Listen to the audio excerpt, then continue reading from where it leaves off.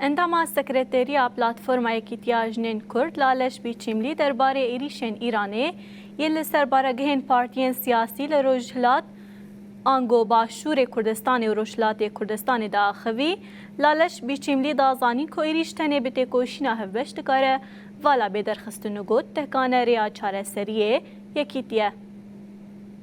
Yani em dibînin ku neyar hêza xwe ji neyekgirtîbûna me digirin. Diyar e ku ji ber ku em neyekgirtîne dijmin jî ji wê derê hêza xwe digire. Ev çi nîşan dide? Divê ku em yek bin. Dema ku em yek bin, ew hêza wan jî tê şikandin. Yani em wan jî bêhêz dikin, em xort dibin.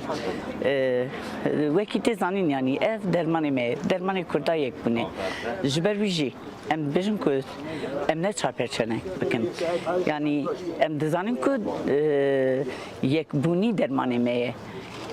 Ji ber wî jî em bang li hemî Kurd û Kurdistaniyan dikin, di serî da li jinê Kurd, li hemû Kurd û Kurdistaniyan û li cîhanê hemû dikin ku Kurda tenê nehêlin.